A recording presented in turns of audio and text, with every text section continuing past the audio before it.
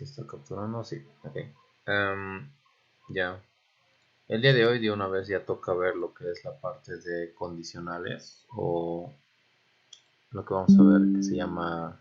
Ah, no, antes de ver condicionales vamos a ver lo que se llama los tipos de datos. Existen varios tipos de datos en lo que es Java, en lo que estamos utilizando del lenguaje de programación. Pero los más conocidos o los más usados son los primitivos y los estructurados. Vamos a ponerlo acá.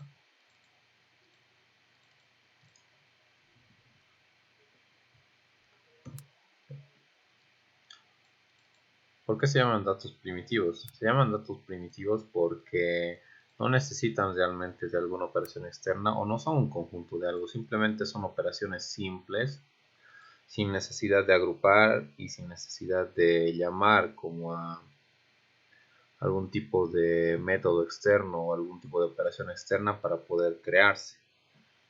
Son, si quieren verlo así, como las operaciones más simples que se pueden hacer. Ahora sí, dentro de los datos primitivos existen los datos que son de tipo numérico. Vamos a poner acá. De tipo numérico, como serían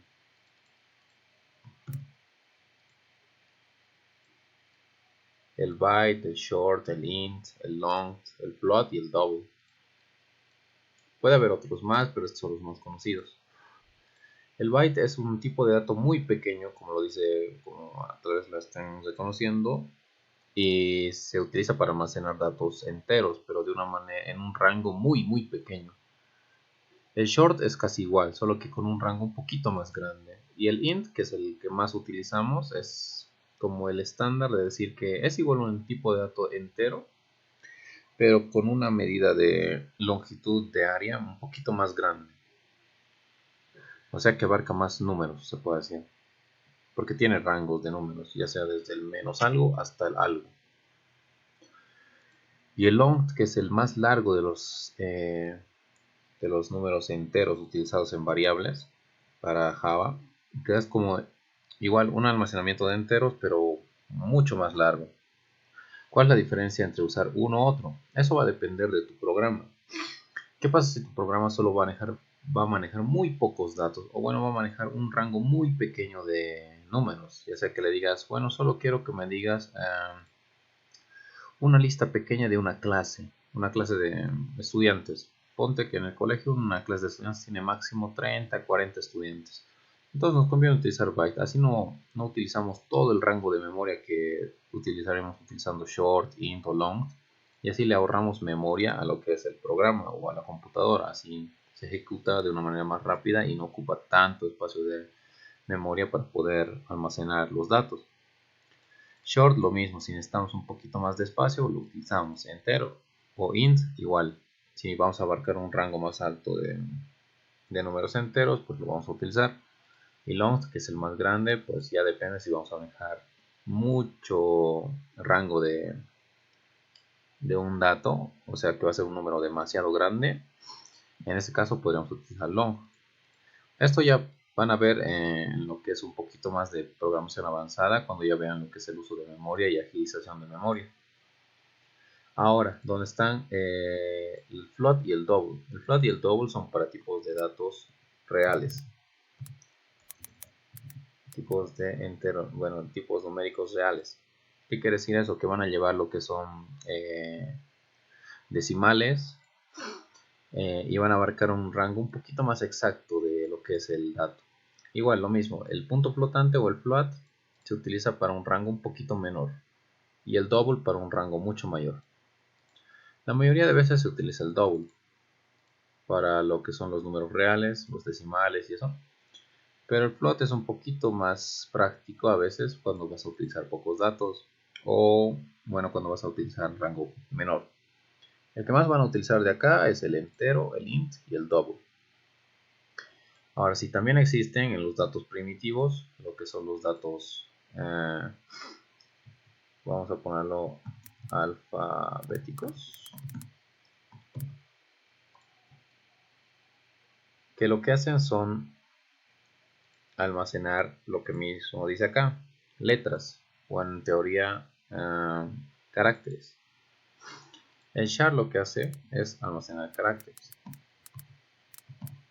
Y el boolean, por otro lado, lo que hace es almacenar simplemente una afirmación, confirmación, como hemos visto ayer, que sería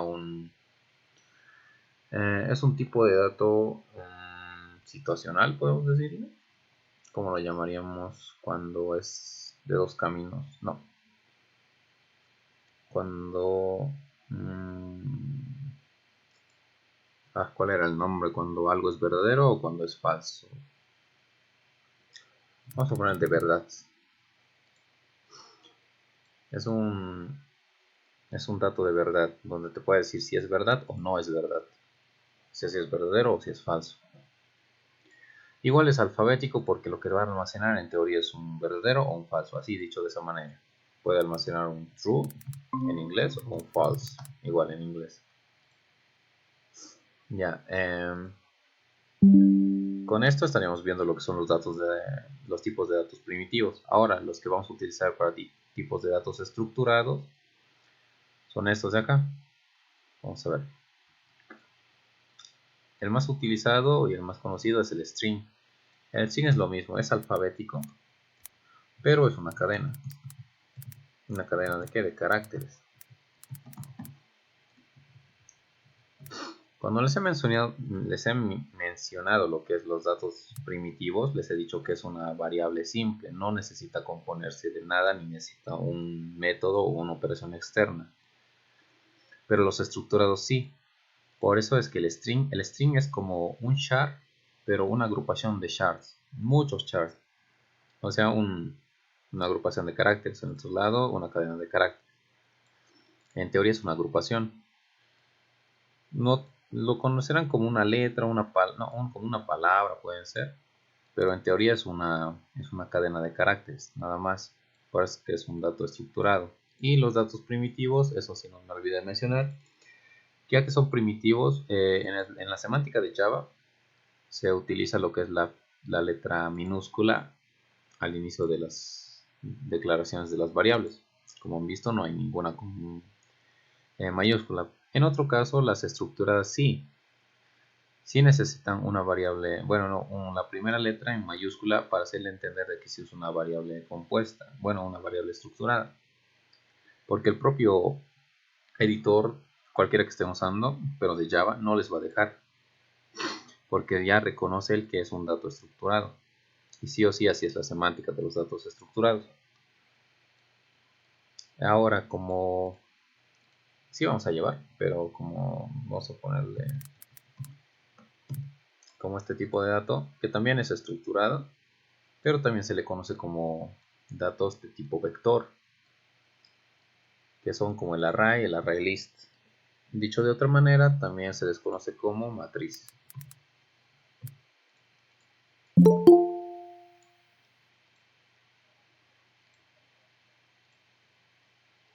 ¿Qué quiere decir esto? Que son listas donde van a almacenar conjunto de datos, realmente. No es como un string que va a almacenar una cadena de caracteres. Un array o un array list pueden almacenar cualquier tipo de dato que tú le digas, obviamente.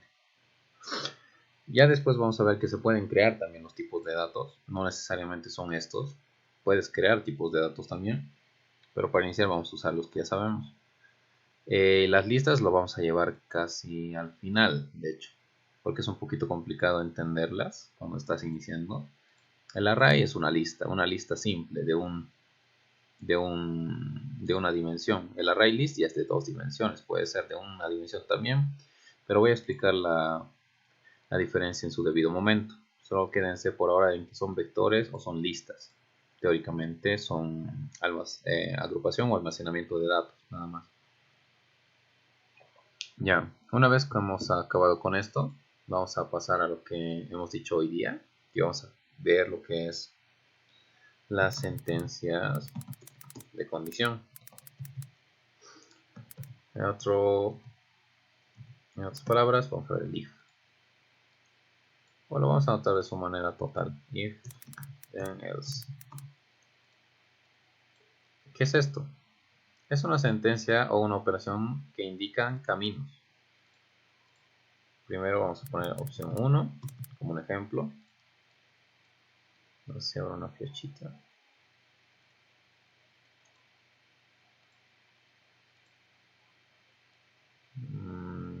Ya, se ve fea, pero bueno. Ya. ¿Dónde se utiliza para seguir diferentes caminos?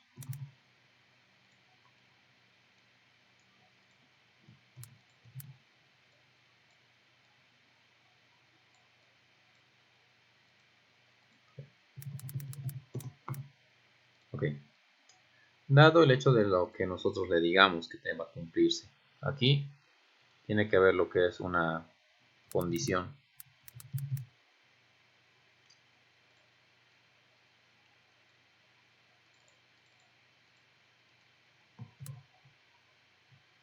Es como en la vida real, cuando tú dices, ya desperté, voy a la cocina. Si hay comida, esa es la condición. Si hay comida, voy a comer. Pero si no hay comida, no voy a comer. Esa es la condición, si hay comida. Vamos a poner ese ejemplo. Si hay comida, puede darse cualquiera de estos dos casos. Esa va a ser la opción 1. Si hay comida, ¿qué pasa si no hay? Entonces no como. No sé, no hay acentos acá. No como. Pero ¿qué pasa si sí hay comida? En ese caso, pues entonces sí como. Y así puedes ir visualizando cómo funciona lo que es la sentencia de condición. Dado que se cumpla una condición u otra, va a ser diferente operación. En este caso, en el ejemplo, vas y preguntas si hay comida. ¿Hay comida? Aquí en la condición te va a responder, ¿hay comida o no hay comida? Si te dice que no hay comida, bueno, no has comido, entonces no comes. Pero si dice que sí hay comida, entonces sí comes. Y así va a funcionar lo que es la sentencia de condición. Lo vamos a ver en código ahorita. Nos vamos a quedar con esto y vamos a verlo cómo se ve en código. Por eso vamos a crear otro proyecto que se va a llamar condicionales. Condición. Bien.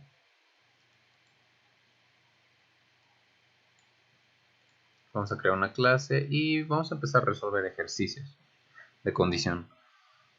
Por eso he buscado una lista de algunos ejercicios que podemos verlo, pero lo vamos a modificar porque la mayoría de estos ejercicios están puestos para un tipo de programación orientada a apariencias, no a objetos. Podemos hacerlo de las dos maneras, pero primero vamos a ver lo que ya hemos visto, el que es orientado a objetos.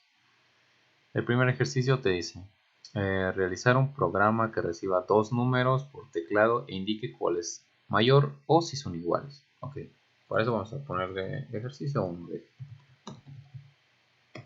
de nombre a nuestra clase.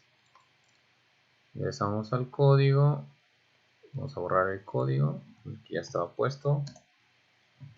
Como hemos visto ayer, la semántica de la estructura del programa o del código, public, si quieren o no, class y el nombre. Abren, cierran llaves. Ya, como nosotros ahora estamos llevando orientado a objetos, vamos a modificar esto. Te dice, realiza un programa que reciba dos números por teclado. Eso es orientado a apariencias, porque vas a trabajar todo dentro de una sola consola. No estás abstrayendo o no estás modelando un objeto. Nosotros primeramente vamos a seguir el modelo que hemos visto ayer, que es el de la cabecera, los atributos, el constructor y los métodos. Y ya después de que hagamos un ejercicio o dos, vamos a ver lo que es orientado a apariencias. O sea, el mismo ejercicio, pero hecho ya no con programación orientada a objetos, sino orientado a apariencias. Ya, primero orientado a objetos. Hemos dicho que primero se van a declarar los atributos. En este caso te dice, realiza un programa que reciba dos números. Los números yo sé que son enteros. Ent número 1, número 1 y entero número 2. Solo te dice dos números, entonces ahora vamos a crear el constructor. Ejercicio 1. Abrimos, cerramos los parámetros y sí, como estamos trabajando con orientado a objetos, vamos a inicializarlo. Vamos a iniciarlo con int num1 y int num2. Les vamos a dar los valores a las variables globales. Num1 igual a num1 y this.num2 igual a num2. Ok. Ahora recién vamos a crear lo que es el método, lo que nos importa, la operación que se va a realizar. Te dice realiza un programa que reciba dos números, eso ya está, ya tenemos los dos números. Por teclado, eso no nos importa por ahora porque eso es orientado a apariencia, pero lo vamos a ver. E indique cuál es mayor o si son iguales. Ahí entra lo que es el método. Vamos a crear un método que se llame public y nos va a devolver un entero, o sea, que nos diga cuál es el mayor o si son iguales. Vamos a crear dos métodos en este caso para que vean la diferencia.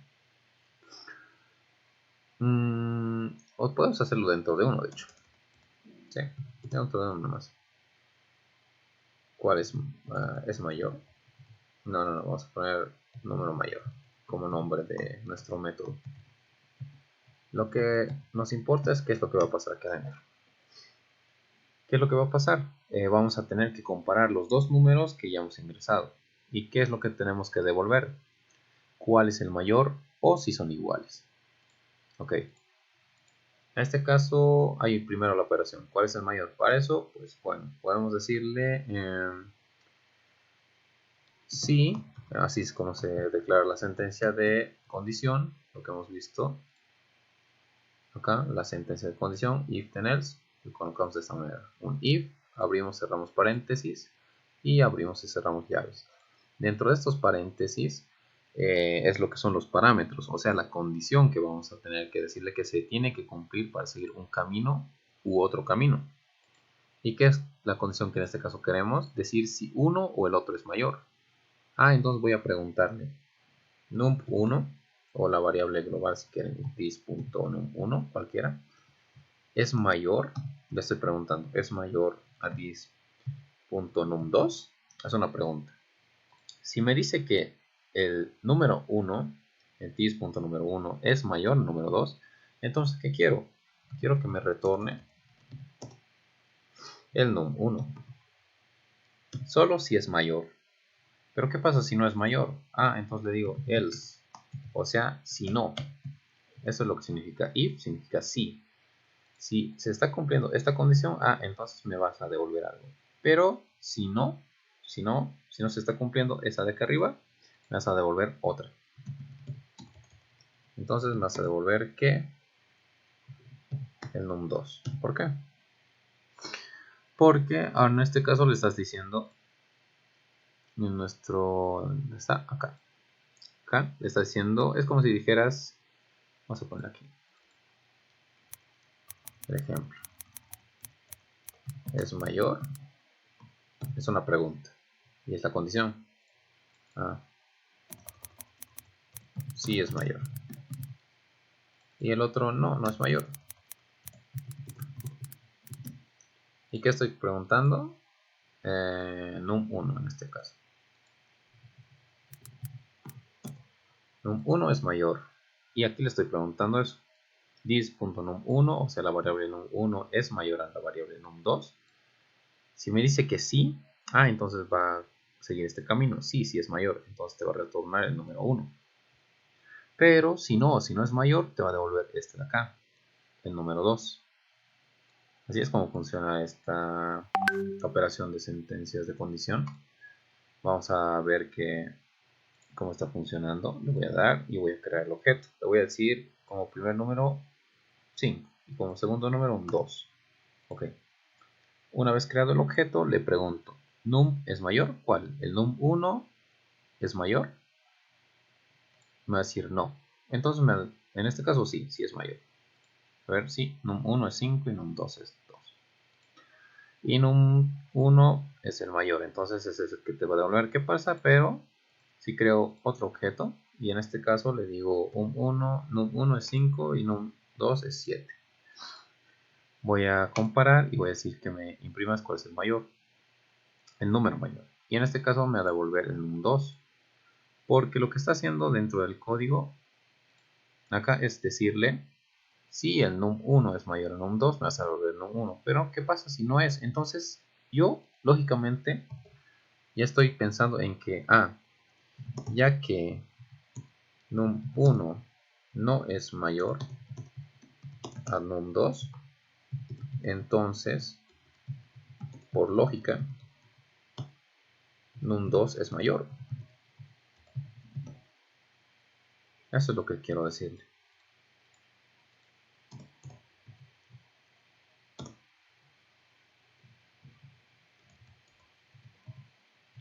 Ya.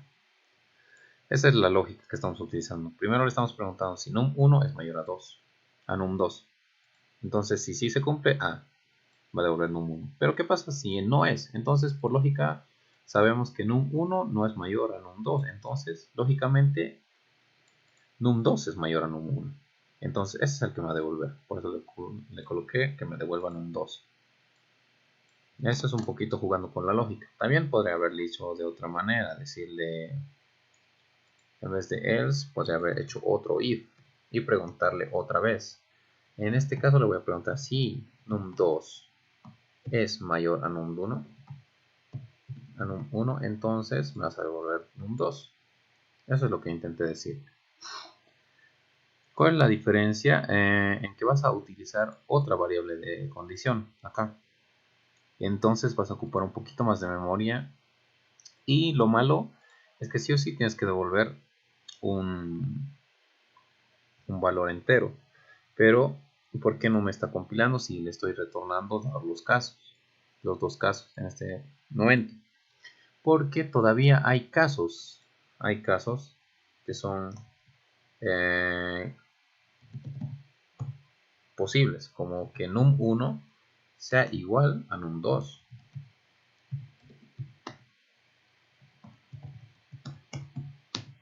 En ese caso, si son iguales, bueno, cualquiera de los dos puedo devolverle, no importa, porque si los dos son iguales, cualquiera de los dos puedo devolver.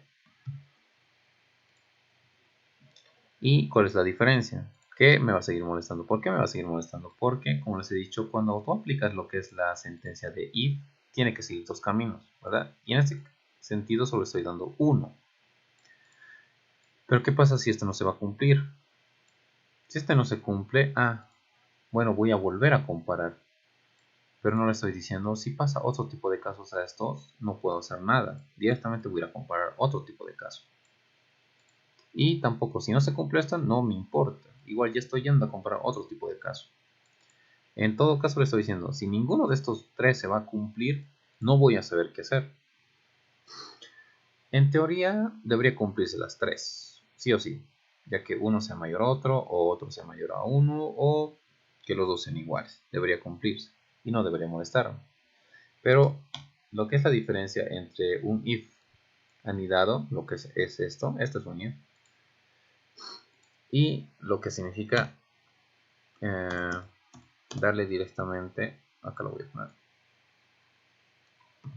else, y esto lo borramos, directamente la otra condición, que es la que es más conveniente muchas veces, darle la otra condición. En cuanto le diga que esto no se va a cumplir, me voy a ir a las otras opciones directamente, a cualquiera de las otras opciones. Aquí le puedo decir si if es mayor o igual, me hace devolver num1. En ese caso sería un poquito mejor dicho, porque ¿qué pasa si son iguales? Si son iguales, no importa cualquiera, te va a devolver num1. Si yo le quito a este, ¿y qué pasa si num1 es igual a num2? O sea, no es mayor. No me va a devolver eso, va a pasar al siguiente y va a devolver num2 de cualquier manera. Y sí, está correcto. ¿Por qué? Porque por lógica igual es mayor o igual.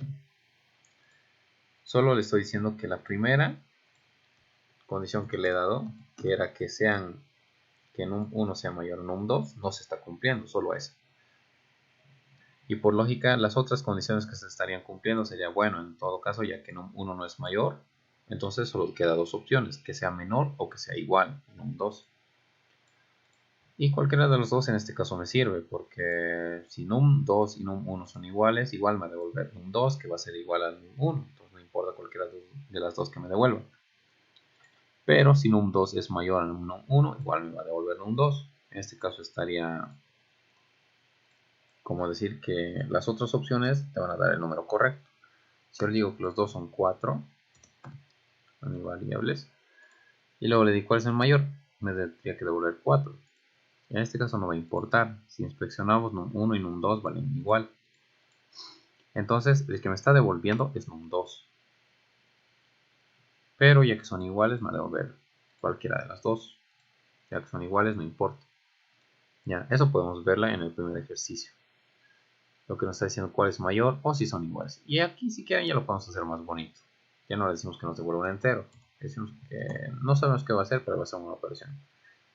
Y ya no le vamos a retornar directamente, lo podemos imprimir. .print y vamos a utilizar el salto de línea. Y lo podemos adornar bonito, decir que el número mayor es num1, podemos ponerle seguidamente, lo vamos a concatenar con lo que es la variable num1 para que se imprima. Y lo mismo le podemos decir que, ¿qué pasa? ¿Qué pasa cuando no se cumple que es mayor? Entonces el mayor sería num2. E igual vamos a imprimir num2. Pero también está la opción de que sean iguales. Entonces podemos agregar un poquito de texto y le podemos decir es mayor o es el número mayor es num1. El número mayor es num2 o los dos números son iguales.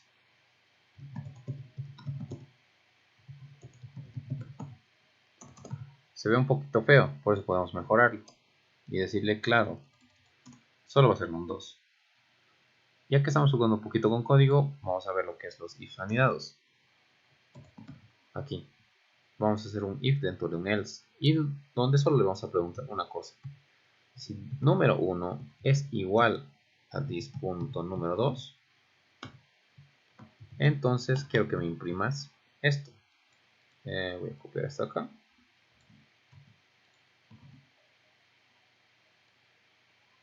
Voy a poner el num1 y num2 son iguales.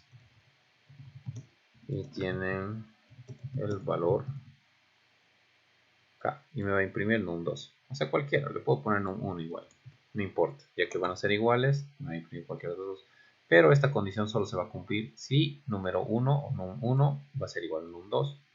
Solo en este caso me va a dar ese mensaje. Aquí, bueno, vamos a poner su else. ¿Qué pasa si no son iguales? Entonces solo queda la última condición, que es la condición lógica. Que num2 sea mayor a num1. Es la única que queda. No hay más. Y así podemos ir jugando. Compilamos. Ahí está. Y podemos ponerlo de una forma bonita.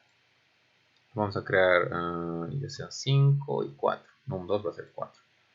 Si le digo cuál es el número mayor, por consola me imprime. El número mayor es num1. ¿Sí? Y si inspeccionamos, está correcto, porque num1 vale 5 y num2 vale 4. Vamos a crear otro objeto más, donde los dos sean iguales, 6, 6. Y otra vez ahora sí, le decimos, ¿cuál es el número mayor? Y te dice, el num1 y num2 son iguales, y tienen el valor 6. Entonces sí está entrando a la condición de que si num1 y num2 son iguales, me vas a imprimir esto. Y ahora la última condición que le hemos dado, que sería cuando num2 es mayor a num1. Si le decimos que num1 es 5 y num2 es 7, y luego le preguntamos cuál es el número mayor, nos va a escribir el número mayor es num2 y que tiene en valor 7. Así pueden ir jugando un montón de cosas con lo que son if, else. Aquí está el modelo, las sentencias if, then, else. ¿Qué significa if, then, else? If significa sí, then significa se cumple esta condición, va a ocurrir esto, then, entonces va a ser esto. Si no, else o si no, significa si no, va a cumplir todo esto. Y aquí, como hemos tocado ya el tema de ifs anidados o de sentencias de condición anidadas, estamos diciendo, si no se va a cumplir la condición de que número 1 sea mayor a número 2, entonces, ¿sabes qué? If, voy a decirle, entonces, si número 1 es igual a número 2, voy a hacer esto. Y si no es, bueno, solo me queda una opción, que número 2 sea mayor. Y así, pueden ir jugando. Esto lo hemos hecho orientado a objetos. Ahora, ya para hacerlo dinámico, y muchos de los docentes en la universidad lo llevan, vamos a hacerlo de forma de modelado a apariencias. Para eso vamos a cerrar esto y vamos a crear una nueva clase. Aquí mismo, que se va a llamar ejercicio 1, programación orientada a apariencias. Ya. Abro, borro todo y esto nunca va a cambiar, lo que es la clase.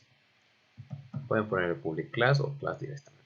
Vale, vamos a poner public class, el nombre de la clase o del programa, ejercicio 1, programación orientada a apariencias. ¿Cuál es la estructura de una programación orientada a apariencias en código?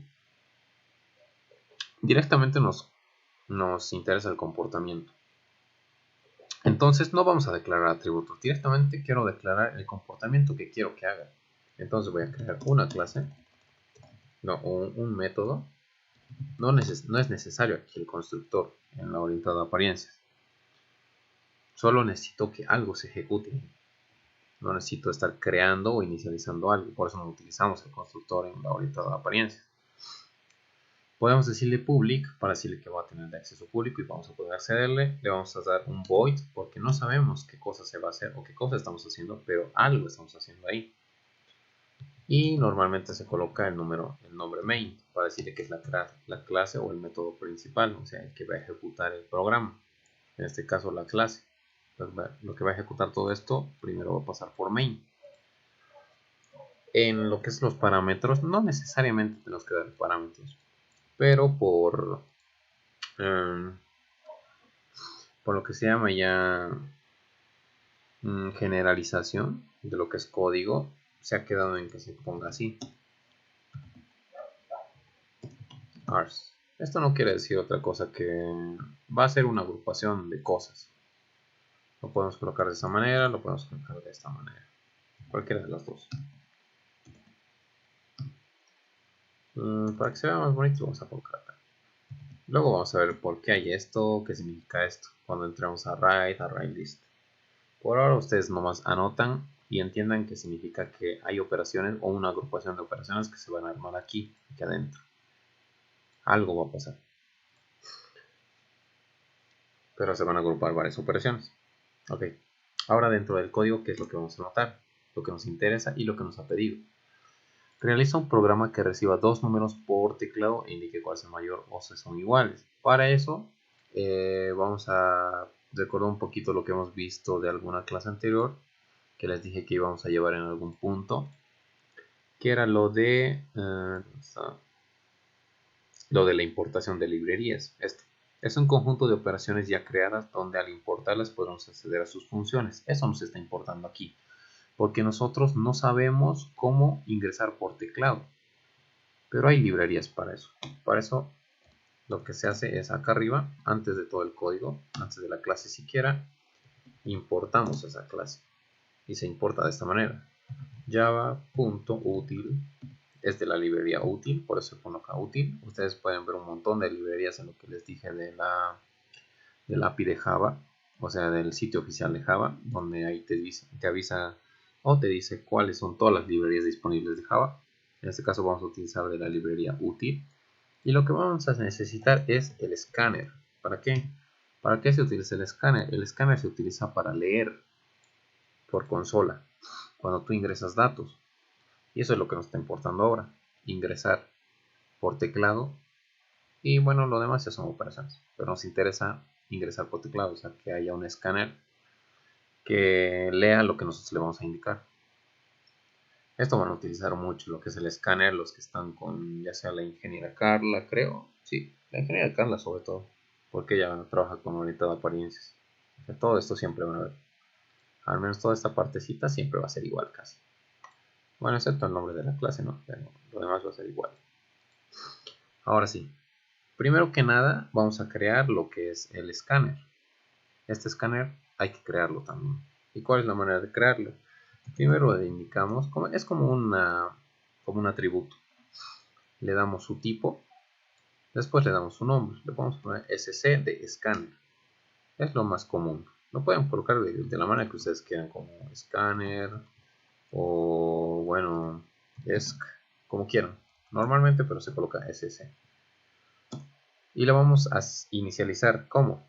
Diciéndole que quiero que te crees como un nuevo escáner. ¿Con qué parámetros? No sé. System.in. ¿Por qué se coloca System.in? Porque estoy accediendo a los servicios del sistema. Acá. ¿Y cuál es el servicio del sistema que vamos a utilizar en este caso? Es el poder ingresar el teclado. Pero estamos diciéndole que va a acceder a todo tipo de operaciones de tu sistema que puedas hacer. ¿Qué hace un sistema? El sistema de tu computadora. Puede ingresar por teclado, puede leer cosas. Y por eso es que nosotros necesitamos esto, en el escáner, para acceder a las operaciones de la computadora y así pueda vincularse entre la operación que nosotros vamos a clicar en la computadora, la pueda leer este atributo. Ahora sí, una vez creado el escáner, podemos hacerle bonito y podemos crear un system.out.print, o sea, un mensaje nada más. Y le vamos a poner un salto de línea así, donde vamos a decir ingrese el primer número. Es solo un mensaje. Ahora recién vamos a hacer lo que es ahora recién vamos a hacer lo que es el escáner, o sea, que te lea por teclado. Una vez que te hayan dicho el mensaje, ahora yo quiero que me leas lo siguiente que va a pasar. Para eso vamos a llamar al atributo que se llama escáner, pero lo vamos a almacenar ¿dónde? Ya que es un número entero, que le estoy diciendo un número, voy a crear una variable que se va a llamar num1 y que va a ser igual a ¿qué? Al sc, o sea, al escáner.nextInt. ¿Por qué nextInt? Porque le estoy diciendo que la siguiente línea que me leas tiene que ser un entero. En este caso le estoy diciendo, te voy a dar un entero o te voy a dar un número. Por eso le digo, sc, o sea, el escáner.next significa el siguiente que vas a leer por teclado, y int, que va a ser un entero. Todo esto, o sea, el número que le vamos a ingresar, se va a almacenar en la variable que le estamos indicando, que es el número 1 o num1 de tipo entero. Si nosotros no colocamos next y ponemos directamente, nos va a joder. ¿Por qué? Porque nos dice que no están compatibles los tipos. Porque no le estoy especificando qué cosa es lo que voy a leer la siguiente vez o cuando voy a ingresar algo en el teclado. Puede que ingrese una letra, pero eso no es un entero, entonces me va a molestar. Por eso tenemos que especificar qué cosa es lo que le vamos a ingresar. Un entero. Ahora sí. Y también le puedo decir, ¿sabes qué? Ahora quiero que saltes otra vez un mensaje, pero esta vez ya no el primer número, el segundo número. Y lo mismo. Creo una variable de tipo num1, bueno, en este caso num2, que lo que va a hacer es obtener el valor de otra vez de lo mismo. Del escáner que ya hemos creado, el escáner es permanente, va a seguir mientras se ejecute todo esto. Solo estoy accediendo a su función, es decir, la siguiente vez que me leas una línea por escáner, o sea, por el teclado, lo que ingreses, igual va a ser un entero. Y ese entero que voy a ingresar en este momento se va a almacenar en número 2. Y así. Y ahora, como finalizar, ya que tengo los dos números, puedo imprimir el resultado que quiero, ¿verdad? Claro, pero ¿cuál es el resultado que quiero? Vamos al ejercicio y que nos está pidiendo, nos dice, indique cuál es el mayor o si son iguales. Ajá, entonces antes de poder decirle qué cosa es lo que te voy a devolver o qué cosa te voy a imprimir, voy a utilizar las sentencias de if para seguir los siguientes caminos. Y aquí, si quieren, nos podemos copiar de lo que es todo lo que hemos hecho acá. Porque teóricamente va a ser lo mismo. Viene acá, te copio. Y esto ya no voy a imprimir. ¿Por qué nos molesta? Porque estamos accediendo en este caso a una variable global que no existe. Porque si se han dado cuenta, todo está sucediendo solo dentro de un método. Entonces no es una variable global. Solo está trabajando aquí dentro. Y ya. Si han entendido del primer ejercicio cómo está funcionando el if then else, solo lo estoy copiando, o sea, le estoy diciendo lo mismo. Si el número 1 de acá, el que ya hemos guardado, va a ser mayor al número 2, este número 2 que hemos guardado, entonces te voy a imprimir el número 1. Pero, sí, ¿qué pasa si no se cumple esto? Entonces te voy a volver a preguntar. Si no, entro acá y te pregunto, ¿el número 1 es igual al número 2? Si sí, entonces va a venir acá y te va a imprimir que tienen el mismo valor o que son iguales. Y si no se cumple ninguno de estos dos, recién va a entrar al último, que sería que el número 2 sea mayor al número 1. Entonces te voy a imprimir que el número 2 es el mayor. Es lo mismo que hemos hecho en el primer ejercicio, solo que orientado directamente a apariencias. No estamos creando un objeto. Ahora sí vamos a ver la diferencia entre los dos. Nos va a devolver lo mismo, pero es de distinta manera. Para el ejercicio 1, ven, tenemos que crear un objeto, dándole varios valores iniciales. Aquí, y se crea el objeto. Este es orientado a objetos, y luego recién tiene sus operaciones. Pero caso contrario, ¿qué pasa con la orientada a apariencias? No necesariamente tienes que crear ¿cómo se llama? un objeto. Puedes acceder directamente a lo que es al método de acá. ¿Por qué estoy creando el objeto? Porque lo dejo a propósito para que ahora vean la diferencia. En este caso sigue siendo orientado a objetos, pero ¿cómo lo vamos a volver orientado a apariencias? Para que se den cuenta. Vamos a volver el método una variable estática con el pronombre o con la operación especial llamada static. ¿Para qué sirve el static? Acá iba a indicar acá abajo. El static. El static no es otra cosa de que decirle que va a ser una instancia que no depende de nadie y puede ejecutarse solo.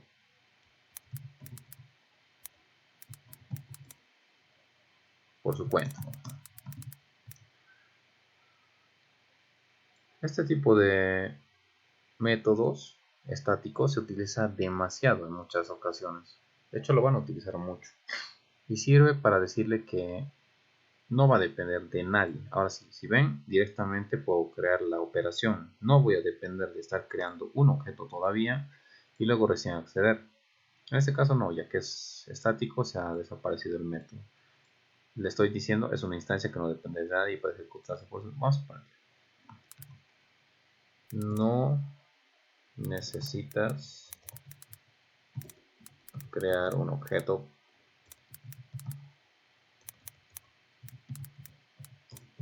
para ejecutar.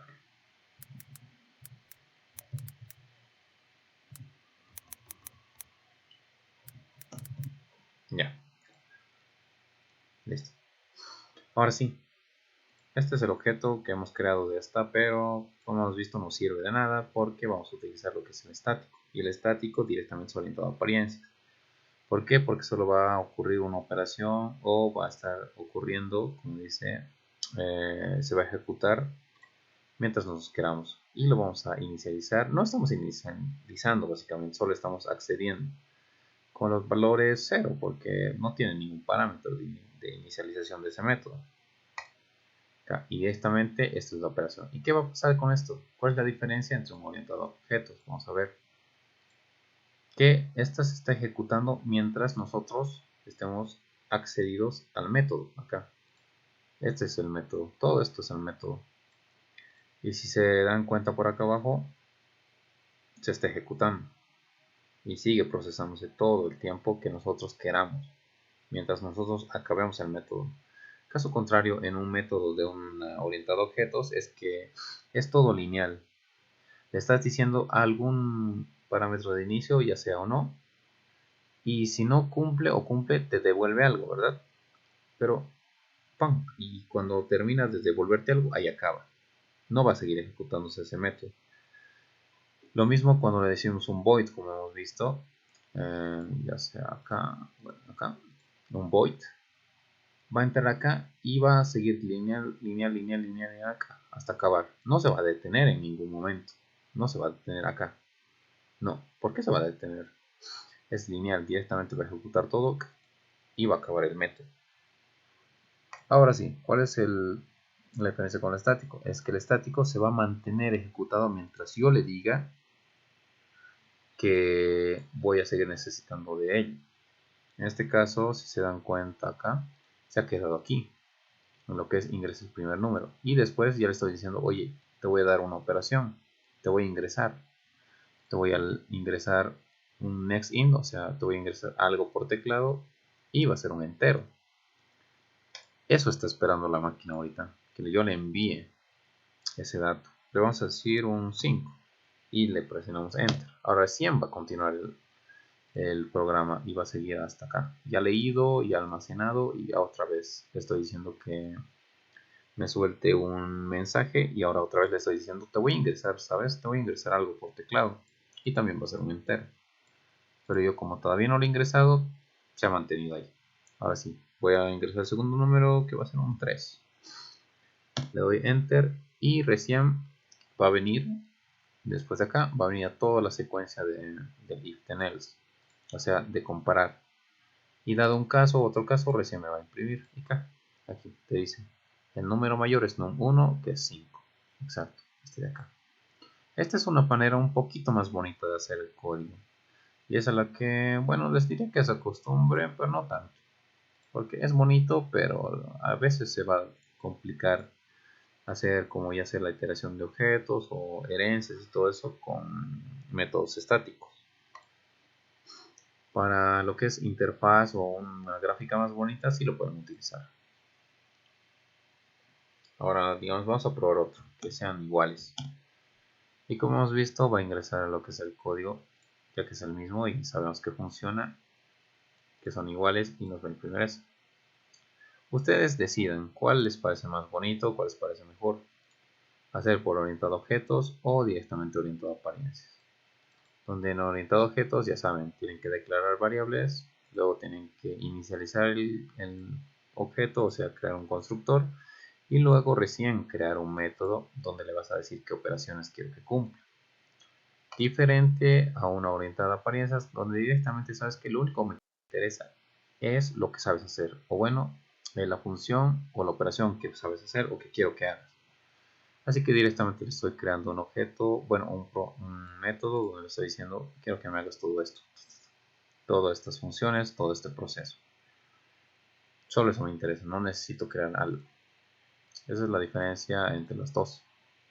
Hacen lo mismo, solo de distinta manera, porque en el orientado a objetos sí o sí tienes que primero crear un objeto para después acceder a sus métodos o a sus operaciones. Mientras la orientada a apariencias solo te interesa saber la operación que va a cumplir todo tu programa. Voy a ponerle 6 y 8. Ya, no más. Sabemos que funciona. Aquí lo mismo. Sabes lo mismo. 7 y número 2, 8. Ahora si le comparo y le digo cuál es mayor y me entiende que el número mayor es 8. Depende de ustedes cuál les parece más bonito, cuál les parece más simple.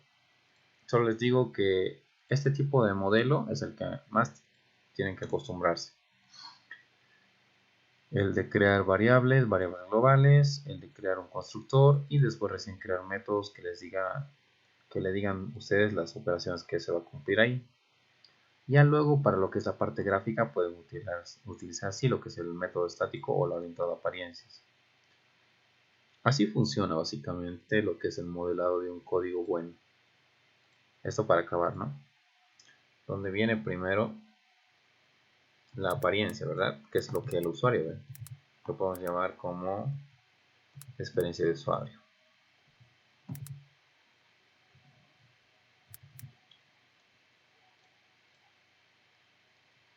En esta parte es donde viene lo que hemos visto de programación orientada a apariencias.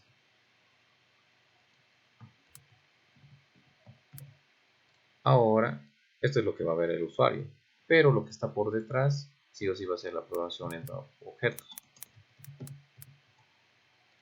¿Por qué? Porque lo único que le interesa al usuario es saber qué es lo que puede hacer el programa, ¿verdad? Eso es lo único que les interesa a los usuarios. Pero tú como desarrollador o como programador tienes que entender que la programación de objetos es lo más importante para vos, lo que vas a querer hacer. Porque lo que vas a querer tú hacer es recopilar los datos, crear los métodos, como hemos hecho acá, inicializarlos y todo eso, para que el usuario lo único que vea es esto, directamente. No sabe qué está pasando por detrás. Solo le interesa lo que le estás diciendo. Bueno, en este caso es una interfaz algo amigable, te está haciendo ingresar el primer número y luego ingresar el segundo número y ya te está haciendo la suma. Bueno, no, te está haciendo la comparación. Eso es lo de la experiencia del usuario. Pero por detrás de esto está ocurriendo todo esto.